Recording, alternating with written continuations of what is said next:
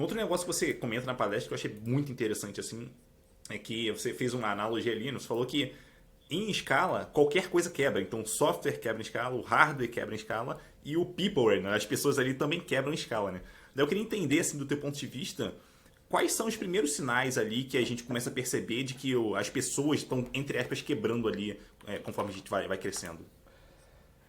É uma pergunta interessante. Eu acho que. Eu nunca pensei sobre isso dessa maneira, mas a primeira coisa que me vem à cabeça é algo que eu falo bastante para quando eu trabalhando com pessoas de produto, que é o seguinte: toda empresa, não toda empresa, mas boa parte das empresas, tem uma parte do backlog que é óbvio, né? Que são as coisas que faltam para você fazer.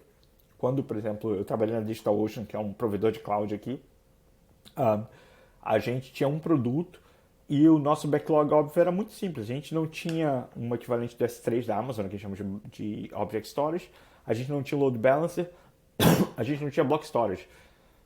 Se você não tem essas coisas, você desliga a empresa e vai embora porque o seu produto não serve para nada. Então essa era a parte óbvia. Mas uma das coisas que eu falava com o meu chefe, que era o CEO e o fundador da empresa, ele falou, cara, quando a gente chegar a atingir isso, óbvio que o problema que a gente tem agora é como é que a gente atinge lá. Mas quando a gente atingir isso, o nosso problema vai ser, e agora? O que a gente faz? Porque agora você chegou no ponto da estrada onde tem 14 caminhos diferentes para você ir. E você não sabe direito para onde ir. Eu acho que das coisas que acontece é que quando esse backlog mais óbvio acaba, as pessoas começam a ficar perdidas e não sabem para onde ir. Vão para cá, vão para lá, o que faz, onde é que o produto e a direção técnica está indo. Eu acho que esse é uma das indicações. Uma outra indicação clássica é conflito. E daí você pode ver os conflitos clássicos de infraestrutura ou plataforma versus produto, usando coisas diferentes e não tem muito uma visão estratégica de o que está acontecendo, cada um está fazendo a sua coisa ali, está surgindo. E talvez uma outra na parte mais de pessoas, na parte de humanas da coisa toda, é quando você vê, e você como gestor certamente vai ter acesso a salário e cargos de todo mundo, você abre aquela planilha e você fala, não, isso aqui está errado. Por que essa pessoa ganha 5 vezes o que aquela pessoa ganha se eles fazem a mesma coisa, ou se a outra pessoa faz mais do que a outra faz? Veja bem, especialmente se trabalhando com empresa pequena, startup, pode ser um motivo histórico, que essa pessoa aqui estava junto com os fundadores na casinha onde eles começaram a empresa. Tá, aí beleza.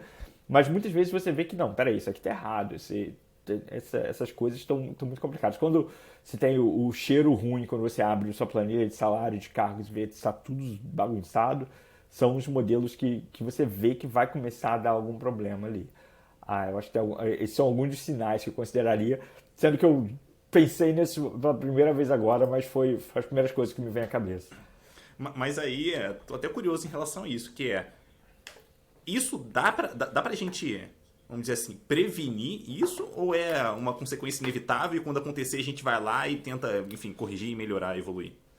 Eu acho que essa é uma pergunta interessante mais no sentido de você quer gastar energia prevenindo isso ou você quer gastar energia sendo resiliente e adaptando. Acho que é muito parecido como a gente desenvolve software, né? Você quer evitar defeito ou você quer corrigir defeito rapidamente? A verdade é a seguinte, de novo, voltando à parte do tudo quebra, software quebra. O software vai quebrar de maneiras que você nunca imaginou na vida. Eu já vi software quebrar porque a placa de rede estava saturada, porque a gente estava mandando muito pacote UDP no sistema de telemetria, então estava matando o sistema todo. Eu nunca ia pensar nisso. Não tem. Ninguém quer me fazer pensar nesse tipo de coisa. Como é que você reage a esse problema é mais interessante. E você, na parte humana, você tem algumas coisas que são óbvias. Ah, e aí, aquela coisa algumas pessoas fazendo analogia com o desenvolvimento de software em si, falando da higiene, né? Lave suas mãos antes de operar o paciente, escreva testes, esse tipo de coisa. Tem algumas coisas que são óbvias que, sinceramente, em 2022, se você não fizer, eu acho que aí você está jogando um jogo diferente do jogo que eu gosto de jogar. Mas tem coisas que você não sabe, você não sabe como o mercado vai reagir. É só você pensar, ou a indústria, ou a sua empresa. Esse ano eu acho que é o exemplo mais interessante que eu já vi na vida, porque eu já passei por 2 crises na minha carreira, ou 3 agora. Peguei o finalzinho da bolha quando eu comecei, lá no final dos anos 90, no início dos anos 2000. Peguei a crise de 2007, 2008 e agora estou com essa crise nova aí que estamos todos vivendo. Mas nunca num ano só tudo mudou da água para o vinho, nunca tinha visto. Esse ano eu comecei desesperado tentando contratar 1.000 e tantas pessoas. Agora a gente está falando de quantas empresas estão fazendo layoff na semana. Então, seja lá o plano que eu tinha em janeiro, é o mesmo plano que eu tenho agora. Se for o mesmo plano que eu tenho agora, então tem alguma coisa muito errada nesse plano. Então, acho que tem muita coisa do como é que você consegue construir uma empresa resiliente, e aí, ou a indústria, a organização, o organismo ali mesmo. E aí eu acho que, também voltando lá para o início que a gente falou, é a parte que tem um buraco enorme em termos de indústria, de pesquisa, de compartilhar entendimento.